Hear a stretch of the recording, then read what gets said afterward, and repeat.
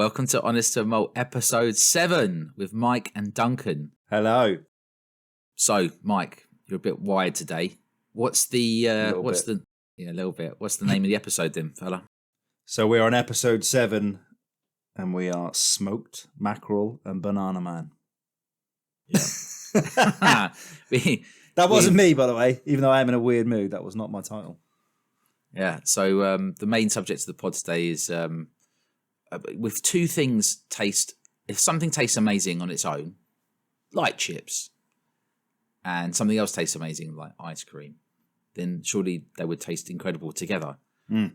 So we'll get around to that and chatting about that and what that means for whiskey. But there's always a bit of housekeeping first, isn't there? There is indeed. So,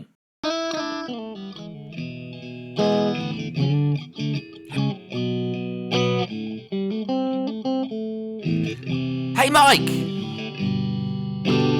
Hey Mike! What you drinking there, my friend? Dog wants to know as well. Mike, tell us what's in your glass then. What's been in your glass? What's been in my glass, what is in my glass, and pretty much what all I've been drinking this entire week in a celebratory fashion. It's only Springbank local barley. Oh. Probably. Oh. Do you remember on Shooting Stars when they used to do that leg rub thing? Just go, yeah. It probably doesn't work on a podcast, but it just sounds like we're making weird noises. But yes. Yeah, all of that stuff, right? Ulvavu, all of that stuff. Uranu. That's right. So I finally picked up a bottle of the Springbank local barley, 11-year-old, at retail, from an absolute legend. I don't know if he wants me to say his full name, but he's now my new favourite Duncan M. Yeah. So yeah, I mean, he could have flipped that bottle and made what £200 profit easily. And let's be fair, you don't need two kidneys, do you? I mean, exactly. Yeah. I mean, what he does with that kidney is up to him. Yeah, he's going to keep breaking it with more whiskey, so fair on him. So yeah, but no, I have to say thank you very much, Duncan. And it was immediately, as soon as it was delivered to my house, because I didn't quite believe it was going to happen until it actually arrived. The seal was broken, the cork was popped, and I sent him a picture straight away. I'm like, mate, it's open. I'm not drinking it yet because it's obviously in the middle of the day, but it is open and I'm going to be having one tonight. So yeah, just wanted to put that out. So that's in my glass. It tastes amazing. Obviously, I've had samples of it from you anyway when I was bitter from previous experiences. It tastes a lot better now. It tastes way better. When you were bitter, it's still bitter now. Yeah. You're just slightly less bitter. Yeah. Yeah, I mean, it's okay. We all had, the world had to help you out. What this probably means is that you've done something good somewhere else, and that's given you good karma, and the good karma's come back to you, and you've ended up with a bottle of local barley thanks to Duncan M. And to be fair, you, Duncan C, you sort of I mean, I only had to get grease drunk the wheel somewhat. Yeah, well, it's not really thanks to me, but I did stay up talking. We had a good chin wag after one of the blind drams, and that might have contributed in some way, but really it's down to that person's good nature. Yeah. So it is special though, isn't it? Mate, it's not just... It's special because I've been after it for so long. I mean, you caught the dragon. It's going to make it taste better. It's unconscious bias. Been after this, you finally got it, and yeah, it's just banging. It's weird to me. I said to you earlier, it smells like a bit of Irish whiskey on the nose. It's got so much like biscuit and stuff going on and sweetness, but underneath there's just all this funky smoke and oil and everything else in there. It is, it's a combination of flavors you don't expect to work, basically. So yeah, pretty we'll much come on to that later. Yeah, but, it is good. So what's in your glass and what have you been drinking? Well, I had a few things. I cracked open the best single malt in the world. What? So what? Yeah, I know. Well, man's got to try the best single malt in the world. And how was the Crown Royal Harvest 2017? Yeah. What was it? In case anyone hasn't listened to a previous podcast. Oh, okay. Milk and honey elements, sherry. Yeah. Single malt whiskey from the Israeli distillery. Right. And I think if we were fair, you were slightly harsh on it before having tried it. Yeah, well, we've got to be balanced here. So I got a bottle like many people have because it's been going cheap as chips, really for the best single malt in the world. So for 30... Jeff's done you a solid. Yeah, Big Jeff. Big Jeff. Yeah. Thanks, Big Jeff. Yeah. So look, the nose is heavy on kind of red fruits. It's quite oaky, to be honest. Well, like spiced. Kind of just like oaky, like wood heavy, like you would get with some older whiskey. Because you could see that as a positive, I guess, or it's up to you. Depends on what you like. Yeah. I get raisins and also lemon toilet cleaner. We need more lemon pledge. Now that reads slightly differently to their kind of marketing blurb on the thing. I was going to write lemon toilet cleaner on the, but that's what it is. It's not a fresh kind of citrusy note, and the oak is heavier than they kind of allude to. But where this whiskey really excels actually is in its kind of mouth feel. It's kind of taste. It's very light on the palate. Get kind of. Is it sessionable? Would you say? Oh, 100%. It's a session, not savor whiskey. That's how I would put it. Basically, it's light in the mouth, heavy on oak, sherry, red currants, burnt caramel. Finish is kind of dry and mid-length. I'm just looking at my notes here, because I can't recall really. Lemony fresh toilet cleaner comes back near the end, or lemons, whatever way you want to call it. So lemon sieve. I made a bad joke and said it's very oaky. Sorry, or did I mean to say okay? Ooh. It's an easy sipper, basically. I'm really pleased to have tried it, and I'm really grateful that you can get a whiskey which is getting so much publicity for such a price. So it's kind of cool. It's definitely a whiskey that I will drink the whole bottle of because it's it is easy to drink, and I actually quite like oak in whiskey, but some people really don't like that. So that's one of the things I couldn't completely understand is how a whiskey that's so oaky has has won, because often they're looking to try to hide that. You'll often hear people say, "Oh, this older whiskey was oaky," and "Oh, I don't like it." Makes you wonder how they've got that flavour out of it so quickly.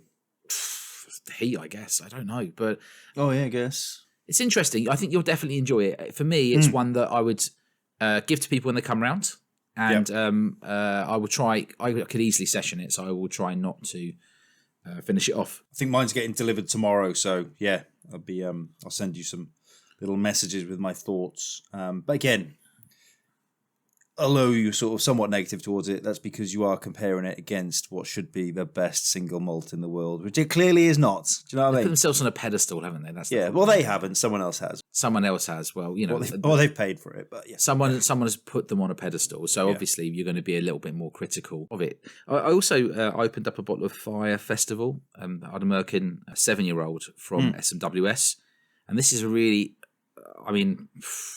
burning smoky stuff, coastal saltiness, smoked almond nuttiness, lightly smoked fish, sweet treacle, fresh citrus fruits, banger. And that's a first refill Oloroso or something. Okay, nice. I think that's what it says. That's pretty incredible. Another mad combo of flavours. And I kind of noticed that because I've been drinking some of the Glen Scotia again that we talked about in the last pod. Yeah, and it is mad. The flavours are all over the shop. I love it. And that's all gone now, isn't it? It has. Well, yeah. But another one, it just shows I really think my palate likes those extremes in flavour, and like you said, stuff that should not work together on paper, but somehow works. Yeah, absolutely. And right now I'm having a sip of the last Master of Malt Campbelltown 8-year-old, which I've only really got past the sort of shoulder of the bottle.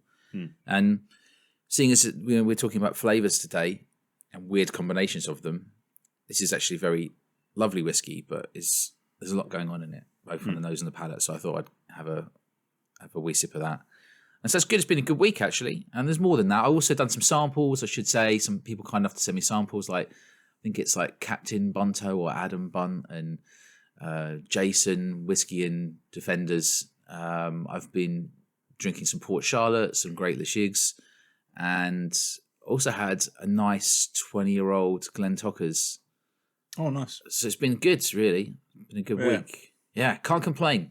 I've got some samples to send out to people. I've got a because I haven't been in the house for like 5 days, so I haven't had a chance to send anything out to people. So it is coming. So apologies if I've promised you something and it hasn't arrived yet. It's bagged up and waiting to go on my kitchen table. Excellent. But yeah, right. Well, with further ado, now we've got past the old what we've been drinking and stuff. Let's get into my first. Yeah. I'm waiting low point. Drop low a point. rap on me. not this week, Two Puds. Calm down. Whoa, that's not sticking, bro. Oh, it could do. I mean, I almost recorded you another song, so I'm just saying, Two Puds. So it was my dad's 70th birthday recently, Mike, and I sent him a lovely bourbon. Nice, well done. You said it correctly. You didn't send him a packet of biscuits. Good. Give myself a pat on the back. No bourbons. So I sent him a nice bottle of bourbon, a Tennessee 16-year-old that I bought him from auction, which came in quite substantially under RRP, but I would say is still very expensive, really, because it's quite pricey to get that kind of older stuff, isn't it? And they took ages to send it out. Like if you miss the initial deadline, if you don't pay immediately, if you wait a few days, even just 2 days or a day, if you haven't paid by the morning when they first come in, you're right at the back of the queue, and that you might. Then it takes ages, so you have to just pay before they've even lifted a cup of coffee up in the morning. Yeah, and that way you get them immediately. It almost turns up like that afternoon. But if you pay like in the afternoon, you're like miles at the back of the queue. So my dad finally gets this bottle, and I get a message off my mum because I was like, make sure he opens it up. Open it up straight away. Don't mess around. Just get it down you. Yeah. Give it a try. And I get a message going, oh, no, he's opened it. He really, when he was watching the football, he opened it up and he said he had a nice big ice cube in there. He said it was lovely. Good. Great. That's how he likes it. That's how he likes it. Just 100. Yeah, I know, but I'm going to take issue. It's just 100 quid bourbon, 16-year-old, and he's only going to put an ice cube in it just to make sure that, just to take the flavour. Yeah. Just to strip some of the flavour out there. All that extra money you paid for, the complexity and sort of the stuff that's been brewing all that period and just nestling away in I'm a bit fuming about that, though. I forgot how personally you can take these things. Honestly, if you could see his face right now, I might have to post a little clip. He is looking off to the sky. We do wonder, I wonder whether what I should have done is had the bottle sent here and then filled it up with, for example, Jack Daniels. Just send it over to him. I don't even know the difference. Would he know the difference? Don't know. I'm not sure. I mean, probably would have been better sending a Jack Daniels single barrel because they're cheap and really good value. And really then I could have drunk the other liquid, couldn't I? Yeah. Maybe next time. Also, my sister got him, got my dad, is it a Balvenie 17-year-old? I think it's week of peat or something like that. Yeah. Is it like some sort of peated one? There's a 14 week of peat, and then there's 17, which that's expensive, I think. It is. It's really pricey. I wouldn't go for that bottle, but I have tried the 12-year-old peated one, which was very nice. But here's the funny thing: he doesn't like peat. So if she's listening to this, which I don't think she is, bottle. Yeah. Have you got it? Have I got it? Yeah. No, because we don't. He doesn't. He lives up in the Lake District now, or just outside the Lake District. Keeping it safe for you, is he? Yeah. Well, I would imagine it's probably going to get mixed with Coke or something. That's the truth of it. But as we said, you can drink it however you want, straight face. You want to do that? Do that. Knock yourself out. I also had Talisker and root beer on Saturday as a reminder how much I like it. Soda Folk root beer. There are many root beers out there. You can choose whichever one you want, but it's a good one. Or not, because it's minging. Is it minging? Oh, because you don't like root beer. I hate root beer. That's your own personal thing. But anyway, I mean, look, if you ever buy something for a family member for an occasion and you kind of you're really passionate about what you've got for them, and then, I mean, but it doesn't have to be, it could be anything you buy for somebody for their birthday or Christmas, and then they, I've bought my old man misappropriate it. That's the right word, isn't it? Yeah. But like you, I was buying my dad some whiskey, and unlike you, I'm not spending £100 on whiskey for my dad. Because it was his 70th, though. It was. Yeah, okay. Make an effort. I mean, you could have done a tenner a year. Tight. but hey ho. My sister raised a bar mic. That's the problem. Proper made you look cheap. Yeah. But yeah, my dad can't drink anymore for medical reasons. So everything Cheap. I've bought him, he hasn't opened. So Still coming back to you. It's coming back to me. It's all coming back to me. I mean, get well soon, Dad. But yeah, it's funny how things work out. Yeah, it's just another storage center you've created. Yeah, He doesn't realize it now. That's what you're doing. You're just storing whiskey there for a later point in your life. Yeah. So something else that was pointed out to me by Paulos de Canio, which I thought was worth talking about, and I don't know where this came from on the internet, but somebody did a whiskey tasting guide. This is whiskey with an E, by the way, so probably from America. America. There are other countries that spell it like that, to be fair, but most likely from America. And it's fantastic. Have you got it on your phone to have a look at? I've got it up on screen at the moment. It's so good. So there's 4 different types. You've got it's called a quick reference for choosing the right type of whiskey for your next tasting party. Just tell me, tasting party. Remind me, have you had many tasting parties? No, because what I'd say, tasting is a way of making getting drunk sound really posh. When you call it a tasting party, you've ruined that impression and be like, I'd go further. I'd say if someone invited me to a tasting party, I might think it's slightly dodgy. Hey, Paulos de Canio, would you like to come to my tasting party? It just sounds a bit dodgy, doesn't it? Mate, yeah. I mean, that sums up what a car crash this graphic is. So where should we start? Which one should we start with? Bourbon, Scotch, Irish, or Canadian? Canadian's acknowledged as a category of whiskey there. Impressive. Let's go bourbon. And immediately the first box winds me up. So they got four things on the scale on the side. So basically it's like a 4x4 matrix with novice, dabbler, semi-pro, expert on the side, and then along the top, bourbon, Scotch, Irish, and Canadian. So novice for bourbon is Jim Beam, Knob Creek, and Wild Turkey. How rude are they? Because clearly they don't understand that those 3 pretty much make up a lot of the actual whiskey available in Kentucky. Novice. Yeah. Novice Creek. And like, how can you... It's annoying because it's not even like, if you said Jim Beam White Label, Knob Creek. I mean, look, I've got more affinity to the Scotch on Novice, but you know, Johnny Walker Red, Glenlivet, and Glenfiddich. Yeah. So Johnny Walker Red is like the only thing you can get on economy long haul flights. Yep. Pretty much. You've got to drink it. And it's that or beer. It's cheap beer or that and soda water or whatever. So we've all been through that at some point. I feel this person doesn't have much compassion for people who've been on long haul flights anywhere in the world who weren't in first class or business class. I remember Roy Aquaviti telling a story about how he caught the train up from or down from Scotland to like London or something, and all they had was Johnny Walker Red. And by the end of the train journey, he thought he had discovered something no one else knew about because he'd had about 6 of them. He was like, "This is the best whiskey in the world." Like after 6, everything tastes the same pretty much. And he's like, "Yeah, you're onto something." And that's just the joys of free drams on transport, whatever form that is.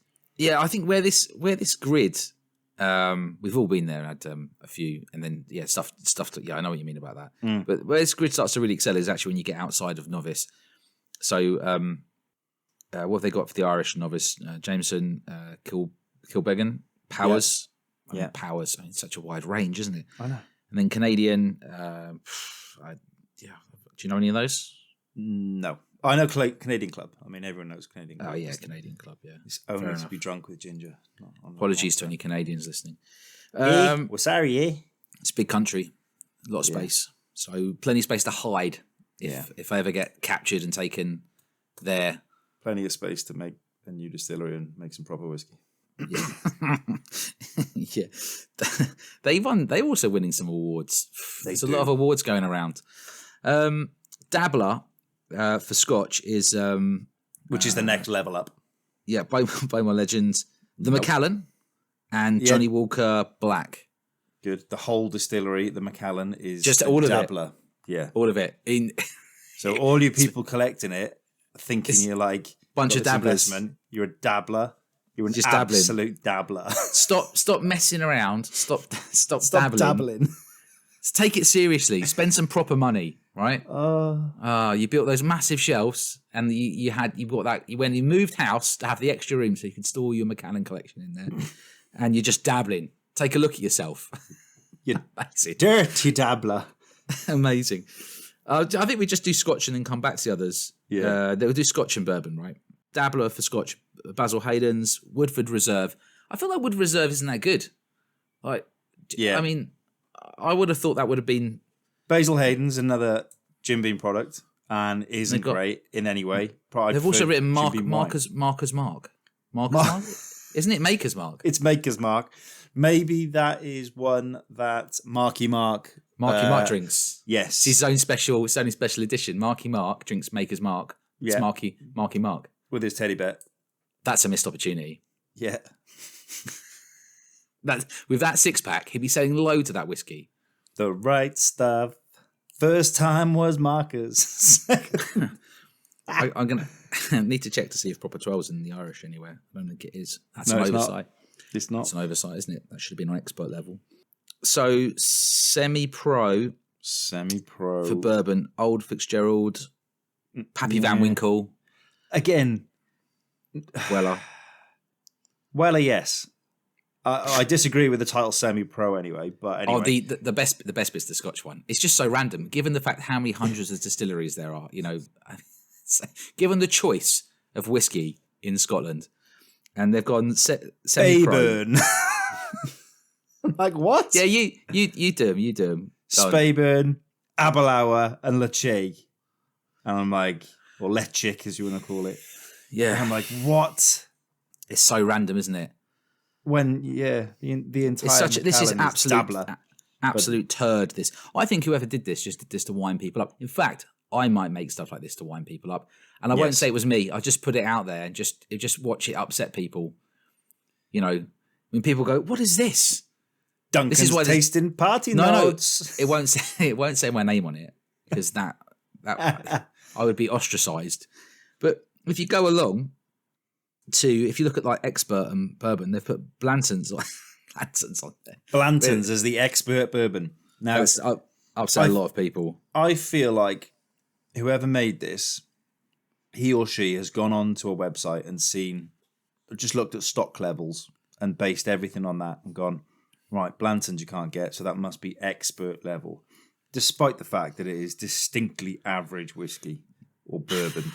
Distinctly. I've got 2 bottles of it. Don't like it. Everyone gets obsessed because it's got a horse and it's a nice shaped bottle. It's also, rubbish. Knob Creek is nicer than Blanton's. I love the fact that what they've done is they've named mostly distilleries or brands within a distillery, like the Chic. But then on some of them, like Expert for Scotch, they've actually named 3 specific bottles. So if you were an expert in Scotch, this is what you would be having at your next tasting party. Go on, Mike. Aberlour Abunna. Oh, I've pronounced that weirdly. Aberlour Abunna, the Glenlivet Nadura, and the Glendronach 15. The 15. Now, all decent whiskies. I'd be happy with any. If someone gave me any of those 3, I'd be like, cheers. Especially the Aberlour. That's mega. I've got one of those, and it's lovely. But why would you go Glendronach 15 as your expert top of the range whiskey? You've got to be careful at the moment, though, because of the whole Pernod Ricard thing. And remember. That's one of their brand stable, yeah. But Glendronach, why would you get a 15 when there's like 18 out there? Why would you get a 15 when there's 21 Parliament out there? I know the old 15 was good, but it's just so pants. It's random. I would make this an open. If you put this together, congratulations on winding a lot of people up. Yeah, like just successfully achieved. Yeah, I things that I will not get tattooed on my arm. Include this chart. That could be, if we go down the route of stupid challenges down the line, that could be a tattoo that a loser has to do. Speaking about stupid challenges, the bottle embargo. I've written it down to come back to. How are you? No, we're at it now. Well, I think you've come close. You've come close. I've seen that you've come close. I can tell by the excitement on what you're posting on social media. You've come close. I haven't bought anything for a week since the last pod. Nope, neither have I. Not a sausage. Yeah, it's getting difficult though because the new Glenn's. Oh, yes. You're shaking your head. Oh, so that's not difficult. It's not difficult. No emotional connection for you because I'm trying to not look at the Glen Scotia. Have you read the tasting notes? It sounds amazing. No, I literally saw the bottle. I even like Sweet Pete. I like the colouring they used on the bottle. I went, that looks so nice. Pretty. And I went, nope, yeah. I'm not going to look at it again. Move on. It looks like someone's. It's like a sweet shop with peat and creaminess. You should definitely get one. It sounds right up your street. I'm just going to wait. I think they're going to be around for a little while because they put out a lot of them. So. The worst thing here would be to lose this competition just a few days in. Yeah, this is a war of attrition now, and I'm just going to hunker down, and we'll just see who has the worst day first and cracks and buys a bottle of whiskey. So when you just need a little pick me up, Mike. I got 300 open, but that's why you're going to crack first because you're the guy that had to get those bottles to have them on the shelf open. So yeah, and now I've got the one I was after, the FOMO is lifted. I am FOMO free. There is nothing I'm hunting in any way, shape, or form. And I don't That's care. it. You're going to retire. I've missed out on a couple of like Glen Scotias and stuff before their specials. So are the rumours true that you're going to retire from the world of whiskey now? You've got the bottle of local barley. That's it. You're going to start drinking mezcal. Well, I can say now I am officially retired. Yeah, from buying bottles of whiskey, I'm done completely. But like Tyson Fury, I might come back. You never know. You might bring it back. Mikey Two-Punch Fury. He's been in and out of retirement multiple times. Yeah. Well, let's see. I mean, at the moment, I would say pat on the back to both of us. We've managed a week. How bad does that sound? We've managed a whole week. But I feel like you've struggled. I haven't in the slightest. Yeah, I don't know because I got to buy the whiskey for blind drams. So I still got True. You filled that hole, but yeah, I haven't tried to fill it with stout. Yeah, I was last night. I was just sat. I went to Sainsbury's. It's a really large Sainsbury's as well, and I went to Sainsbury's to go and get some food. I was like, I'll just get myself a stout. No stout on the shelves. And I thought, maybe it's just they've run out of the bottles because it's so popular because everyone's buying stout. Yeah, I can see you're drinking stout. You wind up merchant. And so then I read all the barcode labels one by one on all of the beer shelves at Sainsbury's, and they don't have a single bottle of stout. What, even normally? But other than Guinness, if you count that. Yeah. Yeah, you count that. So other than Guinness, but I didn't want a Guinness in a can.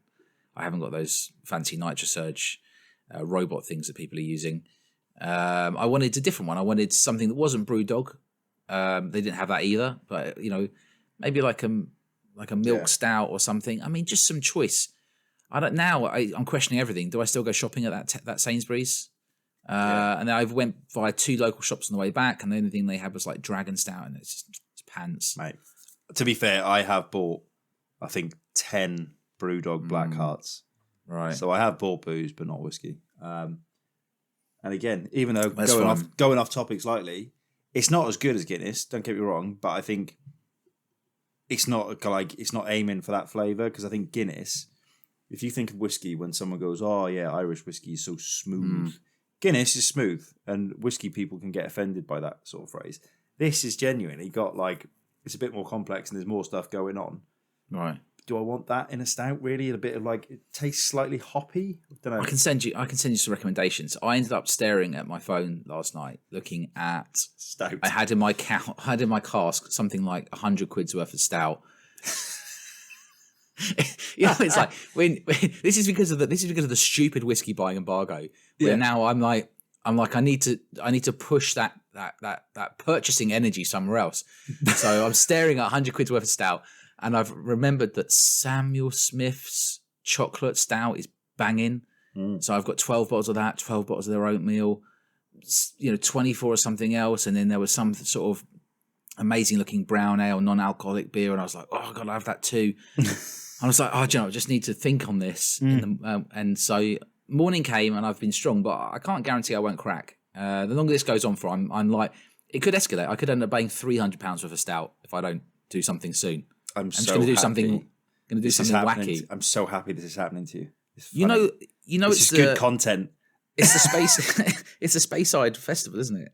Yes. And you know, all the special bottles are going to be coming out, including that Glen Murray we tried, the peated port cask. We tried at Whiskey Live, including new Tamdu. Oh, it's going to be so difficult, Mike. So I might have to just lose this competition. Oh, please do. Yeah, good. You got to win something. You got to win two things now, two-puts, haven't you? So you've had. I've won my local barley. Finally, battle with myself. Yeah. And, there was one other thing. I was going for a run this week, and basically on the run, I decided to listen to music. I don't usually do it because I got hit by a car once when I was out. What? I was crossing a road and I didn't look properly. It was in the countryside, and I got hit by a car. And they got out and they were like, "Are you okay?" And I was like, "Is your car okay?" They went, "Are you okay?" And I was like, "Of course it is. It's solid metal, mate." I'm like, I'm fine if your car's okay. And then I ran the next 3.5 miles, but I couldn't walk properly for weeks afterwards. So it's so stupid, isn't it? I was really worried I damaged their car. So I was listening to the Workhorse Movement, who were like a one-hit wonder band from early 2000s. They did one album. It's like groove, heavy rock metal. Point is, it's the only gig I've ever been to. It was at the Norwich Waterfront, where the lead singer's two huge 6 foot whatever it is plus guys. They poured whiskey into the crowd. What? And yes, they were pouring whiskey. They were hanging off the stage, like over the stage, pouring whiskey into people's mouths. Yeah, it was super cool. And I remember that only when I was listening to that album whilst I was running. And I remember that I got something in my mouth, and my mate next to me got some in his eye. You want it in the mouth. You don't want it in the eye. He was trying to get it out, and then all the music started again. He couldn't get it out. And he's looking at me going, "I can't get it out of my eye." Let's get on with it. Doesn't matter. Forget about it. Who needs that eyeball? Don't worry about it. It probably won't rot, but maybe it will. But probably won't. Yeah. No, it won't. There's lots of videos with similar incidents happening on the internet, and everyone seems fine after. So exactly. Yeah. And but yeah, blind Dave's fine. It doesn't matter. Yeah. He's got another eye. He's got another eye. It's fine. He's got one kidney, one eye. Who needs depth perception? Don't need it, do you? So I was reminded of that, and I put it out on Twitter.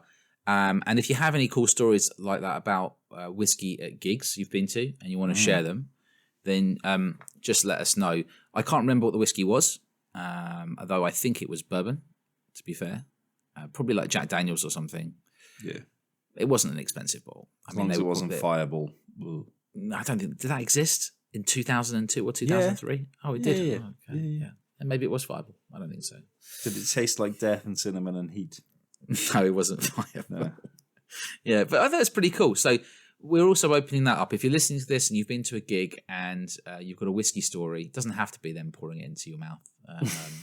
That's hard to top, to be fair. Yeah. Feel free to hit us up. Let us know. Yeah. So shall we do the main topic of the pods? Move on to smoked mackerel and Banana Man. Yeah. Did you watch Banana Man when you were younger? I did. I can't remember his name, but I remember surely it was the theme Banana tune Man, was brilliant. Wasn't it Banana Man?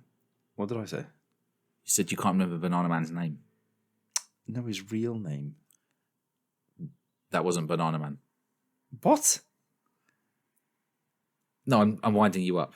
I'm like, you're annoying me now. I'm like, what is his name? What's it? But the theme tune was banging. Yeah. I remember that. Just listen to the theme tune said his name right at the start.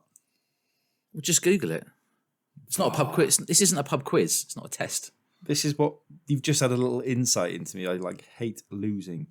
Right. I actually got asked to go to a pub quiz recently with somebody, and I'm glad I didn't go because I found out later that they were cheating using their phones, and I wouldn't have tolerated that. I would not have tolerated it. And they won. They won the quiz as well. So yeah, I mean, that's bad juju coming their way. Banana Man's name was Eric. Can you even have Eric? Eric, what? Any second name? Eric Wimp. Can you even have a pub quiz with phones these days? It's questionable. No, you I think shouldn't. phones should be handed in. They should be handed in. It should be But strict it depends. policy. It depends. I think No, they should be handed in, put in seal bags or something like that. you want to I bring don't see Faraday bags into a pub quiz. I don't see the point in having a pub quiz if people have got phones in their hands. Don't 'cause think the people just Chinese government are going to be like listening in on your pub quiz. cheat. I'm just saying that's true. You've all thought it. That's true. What's the point? You go to a pub to have a quiz, and someone on another table is using their phone to cheat. Or the Chinese government listening. It's always the same. Chinese government spying on your local pub quiz at the White Horse. Picking up the worst intelligence ever. What did you learn? Yeah. Quite a lot of facts. Banana Man's name was Eric. Yeah, Eric Wimp. Yeah. So anyway, that was a really good tune. So what we're talking about here, we're talking about flavor combination. So one of my friends said to me once, and I'm sure stuff's been written about it since, but he said chips and ice cream would taste great together. What do you mean? Have you tried it? No, I haven't tried it, but again, Well, try it. Don't open your mind. This is what happens as we grow up. We become adults, and then these boundaries are introduced to us, and then we won't do stuff like that because, you could do it in the sanctity of your own home. No one's going to judge you. I'm not getting naked while doing it. I can. Right. Dude, take it there. No, like, but what I'm are saying you is, doing? I'm going downstairs for chips, ice cream. Why are you naked? Just because Duncan said. right, I have but to do it in the sanctity of the house. you know what I'm saying? If you ordered chips and ice cream on the same plate at a restaurant or a cafe, you get really weird looks. So people won't do that. But his principle was, if two things taste great, they would taste great together.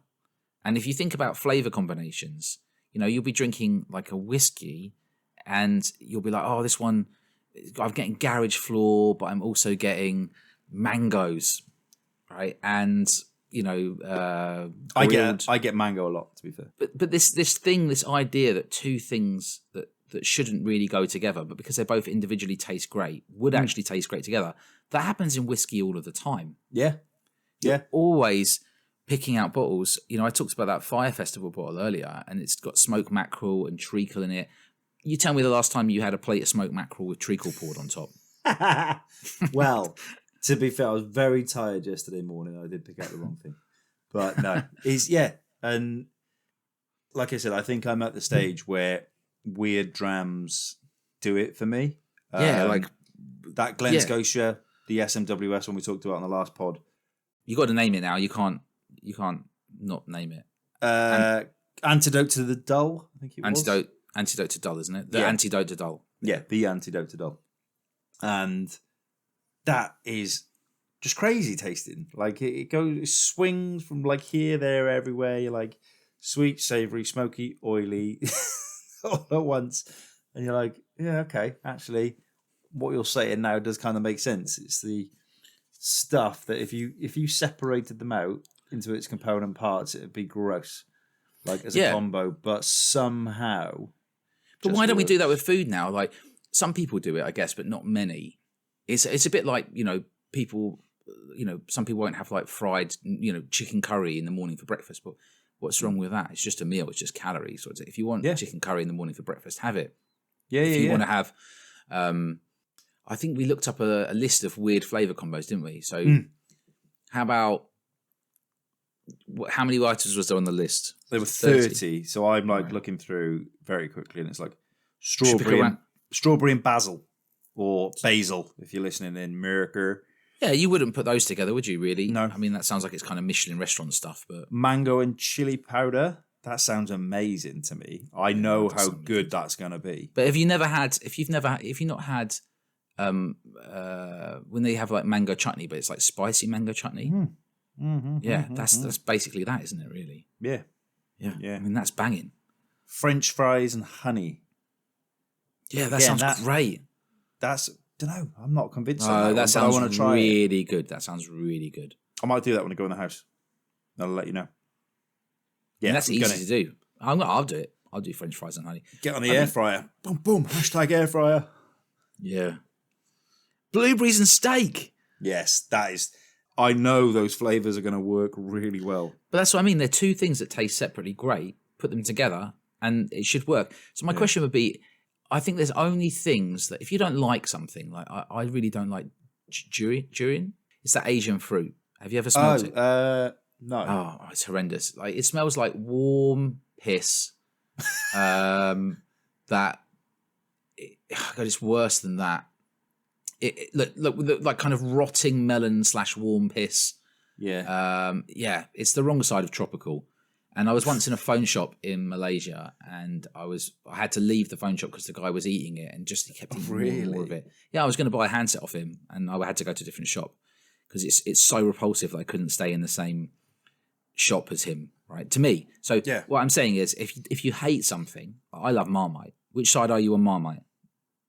Like Marmite in small quantities. Well, okay, fair enough. I mean, I like it when you have a lot of it. It makes your mouth kind of close up together, a bit like peanut butter does, and you can't eat properly or talk. But if you don't like something, it's not going to taste good with something else. But if you like anything, what we're saying is, does everything taste... If something tastes individually great, will it always taste good with something else? Like we said, blueberries and steak. What about steak and ice cream? Who knows? You haven't tried it, right? But whiskey brings you all that stuff all the time. You get it, bottle in, bottle out. And you're like, I can't believe it's got these wacky flavors together. And I was just positing to myself, is that one of the reasons that we all love whiskey so much? Is it because of these random flavor combinations that we wouldn't allow ourselves to do day in, day out? Could be. It's the Joey effect. Do you remember Friends where Rachel made a trifle with beef in there? She switched. Yeah. So she switched pages in the recipe book, and she put beef in the trifle, and everyone was like disgusted. And he's like, beef, love, custard, love. You're like, yeah, actually, it actually makes sense. That makes sense, doesn't it? Yeah. The Joey effect. But you get that all the time with whiskey. That's why whiskey is so good. I'm just pouring a drop of the milk and honey elements sherry. I'm going to give it the world's best whiskey. I'm going to top up my local buy. You're getting through that at some rate, aren't you? Mate, I'm enjoying it. It's got to be drunk. That was the whole point of me getting it, was to finally just give my bees to the world. And I am. So I'll probably have I'll go down to just over half and then hold it. If you think about the universe, you would never have got that bottle if you hadn't driven from Kent, right, to come to London, to stand outside the shop with me and not got a bottle, because those made the pod, which you talked about it, which made it a conversation point and everything else. Yeah, exactly. So it still started. Your journey started earlier than that, but that wouldn't have happened if it wasn't for all those subsequent things that happened. So it seems like it's happened really easily at the end, but it's only after a lot of pain and Is this another way of you trying to get me to thank you again? No, not at all. This wouldn't have happened if it wasn't for me. I'm just scanning this list, and praise me. Yeah, praise me. Thank you, Duncan. Just keep saying it. Well, thank you, Duncan. Thank you. Thank me. Thank you. People called Duncan. Let's just take a moment to thank everyone called Duncan. All Duncans. Pickles and ice cream. There's another one. You give that a go. I can see that working. Well, if you think like pickle juice. I had pickle juice. I had pickle juice with my dinner. I had a swig of it. Really? Like a shot. Yeah. It's apple cider vinegar good for your stomach and stuff and digestion? No, I don't think that is good for your stomach. But pickle juice is that whole pickleback thing where you'd have it with whatever. Great pickle juice is good for. It's good for. Look at this photograph. Pickleback. Yeah, it's good for sore muscles. Yeah. So I might try. Let's commit to trying something on this list. I might try. I want steak and blueberries. I might have that. That's easy. You've gone for the easy option. Do you know what? Tomorrow, I'm going to have mango and chili powder. And then for lunch, I'm going to have steak and blueberry. Right. Lara's still away, so I can do all this without any issue. French fries and honey I'm going to do. That's easy. And I'll try ice cream and pickle. But can we think of anything more random? Is there anything that we'd be like, oh, that really isn't going to work? Can you think of anything two things that you love? Wasabi peas. And I do. I really love wasabi peas. What else? What else do I love that might not go with that? Wasabi peas, and I was going to say corned beef pasty, but now I think about Well, I said earlier, Marmite. I'll try wasabi peas with Marmite. See how it goes. decent. I mean, I'm actually probably going to be very got salty. I might in the have a heart house- attack. I bought some Itsu wasabi seaweed stuff on the train home Right. today. So I've got some wasabi things in the house. I might just go and experiment and see what works with it. That reminds me of something you mentioned to me that you wanted to say on the pod, because one of the companies that manufactures scratchings, pork scratchings, are favoured by the famous Birds Medley. They said that someone said, "Oh, they'd be really good dips in chocolate." Again, that's a great example of two things which separately taste great: milk chocolate or dark chocolate, pork scratchings. Put them together, banging. And they said they'd tried that and it was really good. And so, pork scratchings in chocolate. I'm sure that would be great. Definitely. Sweet and salty, isn't it? Sweet, salty, and savoury. It's ticking all the boxes. And you said that there's a lot of people, thanks to Bert, who say flanger. Flangevar. Flangevar online. One of my favourite hashtags on Twitter. Flange. Yeah. So we shouted out Tumblr Club, but also a big shout out to Flanger, which is spelled FLANGE. Hashtag flange. Flangevar. Flanger. Like the old Scottish saying for cheers. Flangevar. Yeah, that's right. So I was in the Red Line, a Somerton whiskey tasting with Bert and one of his friends and some other people, and I'd taken the dog along, Leo. So the doggo was there too, and Bert and his mate, I believe is known as Two Drops. They were very kind to keep inviting me into these tastings, and we were sitting in, and there was a lot of like newbies and people from the local area. It's a pub called the Red Line in St Albans. It's a really good pub, really good venue. Really good day out. There wasn't a Somerton festival this year. It's a shame, but if there's one next year, then I'd like to go to it. So we're sitting in this room doing these tastings, and we're all taking it pretty seriously. And Bert goes flanger, and then and people started saying it. And people went, "What is that?" And he said, "Oh, it's we say it to say cheers. It's a Gaelic."